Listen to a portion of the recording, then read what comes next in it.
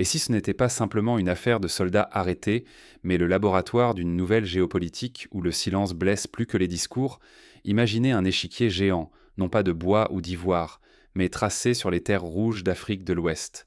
Ici, chaque pièce n'est pas seulement un pion, mais une vie, un symbole, une lueur d'espoir ou une source de crainte.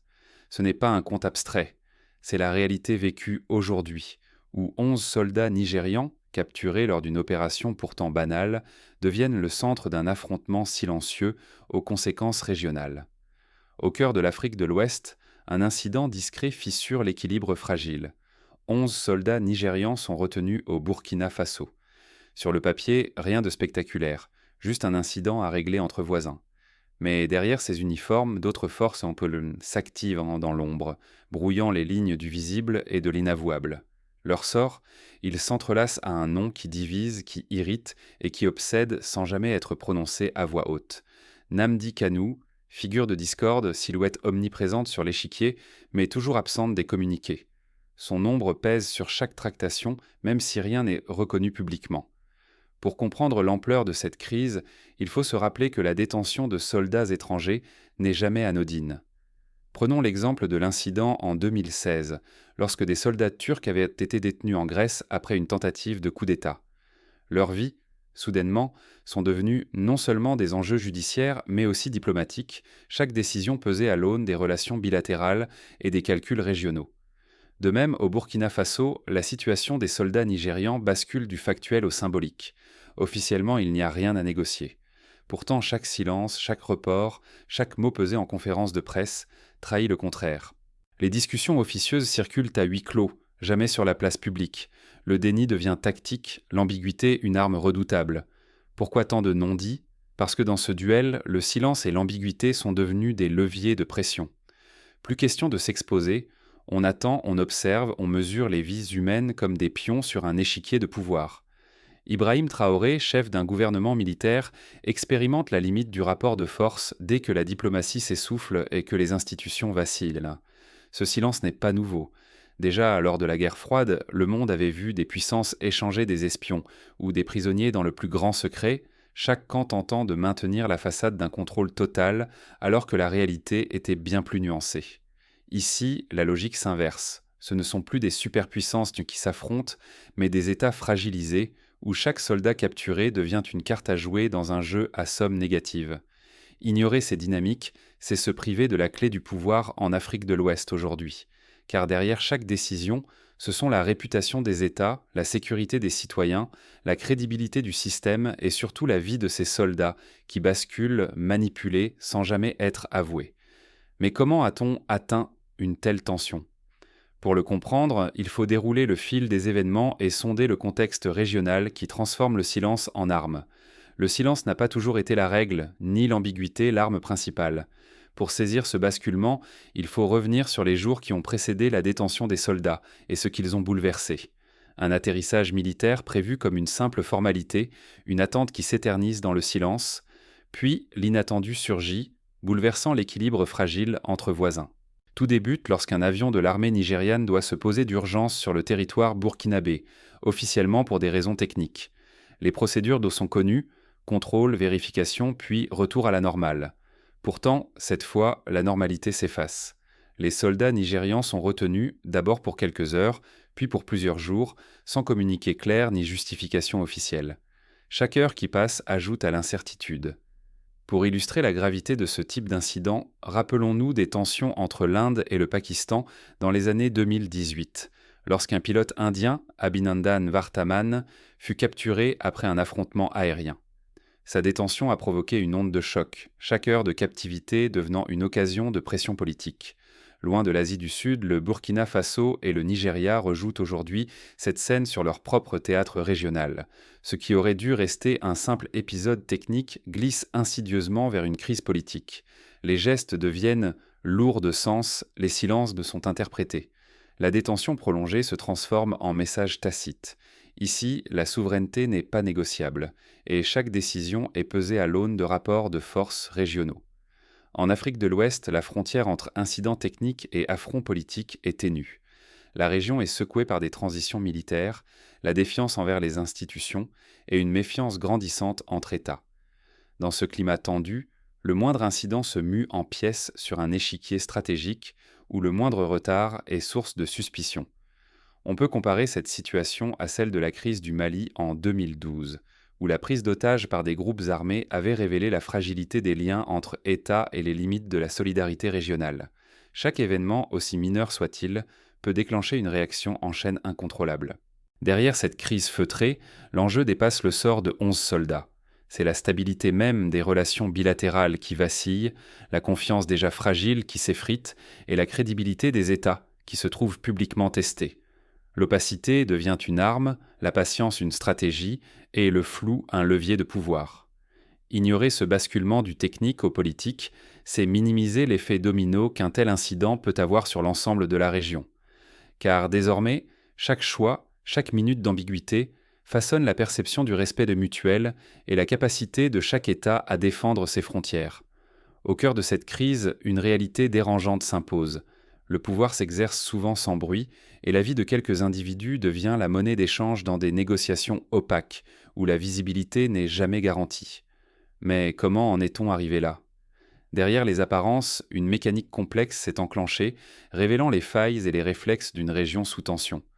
Quand des soldats valent plus captifs que libres, qui contrôle vraiment le jeu ? Dans les salons feutrés du pouvoir ouest-africain, la détention des 11 soldats nigérians dépasse la procédure. Elle devient symbole, avertissement muet lancé à tous les observateurs. Chaque jour derrière les barreaux ajoute du poids à ce message silencieux. Le nom de Nnamdi Kanu, figure incandescente, gagne les conversations secrètes. Son destin explosif au Nigeria se mêle soudain à celui des soldats. Ce rapprochement suggère un marchandage inédit où la diplomatie fléchit devant la stratégie brute. À Ouagadougou, le capitaine Ibrahim Traoré incarne ce nouveau rapport de force. Sous sa houlette, le Burkina Faso teste les limites de la patience régionale, bousculant accords et consensus africains. Ici, la détention prolongée n'est plus accident, mais calcul assumé. Face à ce piège, le Nigeria hésite. Céder, c'est perdre la face. Résister, c'est risquer la vie des siens et l'image de géant régional. L'équilibre est sec fragile, chaque issue a son coût, politique ou humain. Dans cette crise, le silence devient arme. Il façonne le rapport de force, installe un doute tenace. Les soldats, eux, ne sont plus de simples uniformes. Ils deviennent la mise qui fait chanceler la confiance des peuples et des États. Le Nigeria joue sa crédibilité sur la scène ouest-africaine. Le Burkina Faso, lui, repousse les frontières du droit, quitte à isoler ses propres hommes sur l'échiquier diplomatique. À chaque mouvement, ce sont des vies humaines qui servent de monnaie d'échange. À mesure que la crise s'enlise, elle déborde le simple affrontement bilatéral. Toute la région retient son souffle, consciente que l'issue pourrait bouleverser les règles du jeu pour chacun. Les négociations s'intensifient d'un sortie dans l'ombre, mais chaque camp semble prêt à pousser la confrontation plus loin. La tension monte et les lignes rouges s'effacent peu à peu. Pour mieux comprendre cette dynamique, souvenons-nous du cas des otages suisses détenus en Libye en 2008. Durant des mois, la diplomatie helvétique avait buté contre le silence stratégique de Tripoli. Finalement, les otages furent libérés, mais le prix fut la perte de prestige de la Suisse sur la scène internationale, la cession d'avantages économiques et une réévaluation profonde de la politique étrangère du pays. Et si, en banalisant l'instrumentalisation de vies humaines, c'était toute la politique d'Afrique de l'Ouest qui se trouvait bouleversée pour de longues années, cette crise ne s'effacera pas avec la libération ou non des 11 soldats nigérians. En vérité, elle grave dans le marbre un précédent redoutable. Si la pression silencieuse paie aujourd'hui, qu'est-ce qui empêchera d'autres États d'adopter demain la même stratégie ? Désormais, chaque incident frontalier, chaque arrestation militaire risque de se transformer en partie d'échec où la vie humaine devient un simple pion sacrifiable sur l'échiquier politique régional. Les règles tacites se réécrivent à la faveur de l'opacité et personne ne sait qui détiendra le prochain avantage. Ce climat d'incertitude nourrit la crainte et attise la méfiance.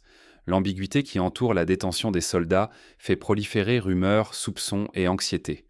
Les familles attendent, suspendues entre espoir et désespoir. La confiance déjà fragile entre population et dirigeants continue de s'effriter. Les citoyens, comme les militaires, vivent la crise comme une menace sourde qui s'étend à chaque instant, rendant le temps lui-même insupportable. Pour illustrer l'impact humain, pensons à la crise des otages d'In Amenas en Algérie en 2013. Les familles ainsi vivotaient dans l'angoisse, les informations contradictoires nourrissaient quand même la peur, et la société tout entière fut plongée dans l'incertitude pendant des jours. Plus le silence s'épaissit, plus la défiance s'installe, non seulement entre États, mais aussi au cœur des sociétés.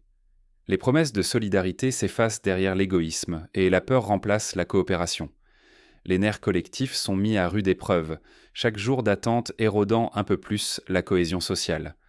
Face à ces méthodes inédites, les institutions régionales, qu'il s'agisse de la Communauté économique des États d'Afrique de l'Ouest ou de l'Union africaine, paraissent de désarmer.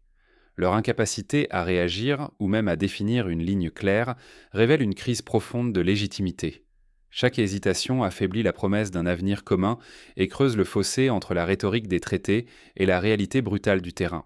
La règle du droit s'efface devant la loi du plus patient ou du plus opportuniste. Pendant ce temps, la réalité des soldats détenus, isolés de leurs proches, pèse de tout son poids. Leurs familles oscillent entre l'attente et la peur, tandis que les armées voient leur cohésion se fissurer sous la pression du doute. Plus largement, ce sont des sociétés entières qui prennent conscience que la souffrance humaine peut n'être qu'un simple paramètre d'ajustement politique. La crise ne se limite pas à des jeux diplomatiques ou à des calculs de prestige, elle sape lentement le tissu moral et humain des nations impliquées. Le véritable danger ne réside pas seulement dans l'échec d'une négociation ou la perte d'une manche médiatique. Il est dans l'érosion progressive des normes, dans l'acceptation silencieuse que des vies servent de monnaie d'échange.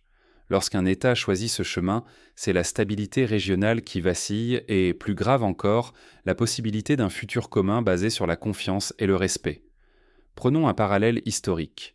Lors de la crise des missiles de Cuba, le monde a frôlé la catastrophe non pas à cause du bruit des armes, mais du silence des négociations, du jeu subtil des signaux et des non-dits. Si la crise a pu être résolue, c'est en partie parce que les acteurs ont reconnu le danger de l'ambiguïté et accepté le dialogue, même secret. En Afrique de l'Ouest, la leçon est claire. L'opacité peut mener au pire si elle devient l'unique boussole. Dans ce contexte où l'incertitude règne, chaque silence devient lourd de menaces. Mais au-delà du tumulte politique, un autre front plus discret se prépare déjà. La véritable puissance ne réside-t-elle pas dans la capacité à préserver l'humain, même lorsque tout pousse à le sacrifier ?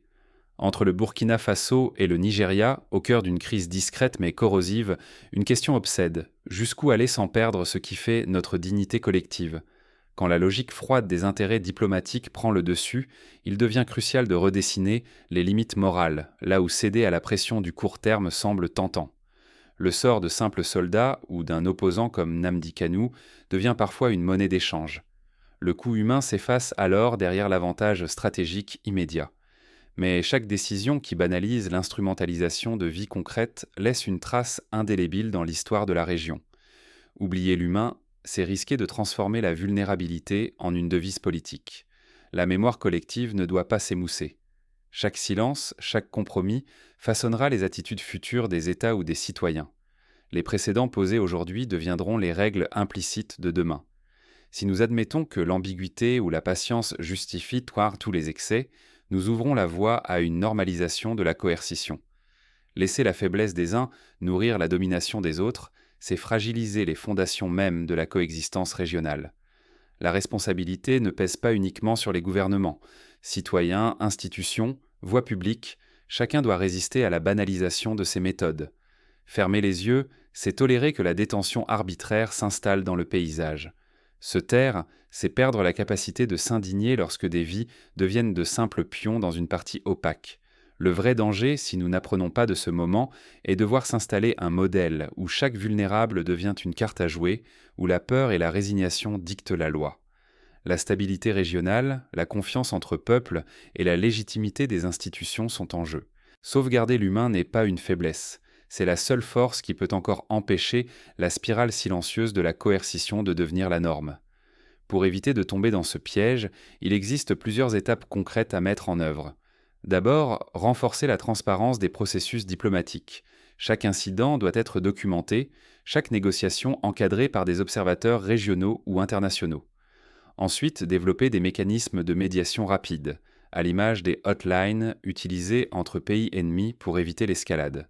Enfin, éduquer les citoyens sur l'importance du respect de la dignité humaine dans la gestion des crises, afin de créer une pression sociale qui dissuade l'instrumentalisation des captifs. Des initiatives similaires ont déjà porté leurs fruits ailleurs. Par exemple, l'Organisation pour la sécurité et la coopération en Europe a mis en place des systèmes d'alerte précoce et de médiation qui ont permis d'éviter l'enlisement de plusieurs crises frontalières dans les Balkans. En Afrique de l'Ouest, la CEDEAO pourrait s'inspirer de ces démarches et jouer un rôle plus actif, non seulement pour réagir, mais pour prévenir.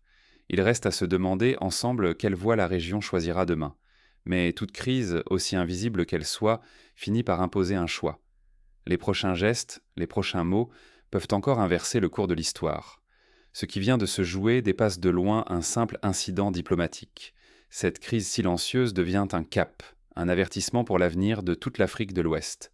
Entre le Burkina Faso et le Nigeria, il ne s'agit pas juste de gérer une urgence. C'est un miroir tendu à la région entière, révélant des choix difficiles, des non-dits et surtout les risques que chaque citoyen, chaque dirigeant, devra bientôt affronter. Si nous choisissons aujourd'hui l'aveuglement, demain notre dignité comme notre sécurité ne seront plus que des variables pour ceux qui occupent le sommet. Tout s'est joué dans des échanges feutrés. Pas de déclarations tonitruantes, mais des calculs froids, des négociations muettes. Le sort de 11 soldats nigérians, le nom de Nnamdi Kanu qui plane en coulisses, la réputation de 2 États, autant de pions sur un échiquier où la patience et le silence sont les armes principales. Aucun communiqué officiel n'avouera combien de vies, de réputations ou de croyances risquent d'être sacrifiées ici. Pourtant, chaque minute d'attente, chaque mot volontairement flou, érode la confiance et installe une nouvelle règle. L'ambiguïté devient la loi. On pourrait croire à un simple bras de fer. Ce serait oublier la profondeur du malaise qui se glisse dans les interstices du dialogue. Ce n'est pas seulement une question de soldats détenus ou d'un leader controversé, mais bien la méthode de gouvernance régionale qui est éprouvée. Le message implicite est glaçant. En Afrique de l'Ouest, aujourd'hui, la stabilité ne dépend plus des traités, mais de la capacité à manœuvrer dans l'incertitude et à exploiter le flou. Refuser de voir ce qui se joue, c'est accepter que demain, la dignité et la sécurité de tous soient non négociables. La vigilance, la lucidité et l'engagement deviennent indispensables. La facilité réside dans la dénonciation rapide ou l'adhésion aveugle. Mais la responsabilité citoyenne exige une analyse froide, rigoureuse, qui ne s'en tient pas au slogan, mais cherche à comprendre la mécanique réelle du pouvoir. Ce n'est pas le moment de détourner les yeux. Chaque crise de cette nature crée un précédent, et chaque précédent repousse un peu plus la frontière entre l'acceptable et l'inadmissible. Il appartient aux citoyens, analystes, décideurs, de refuser la banalisation, d'exiger des comptes et de défendre les principes qui devraient me garantir la sécurité collective.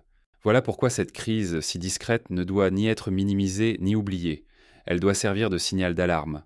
Pour que demain, la boussole de notre dignité et de notre sécurité reste entre nos mains, pas livrée à la loi du silence. Restez vigilants. Les prochains événements pourraient bien redéfinir ce que dialoguer ou exercer le pouvoir veut dire dans cette région.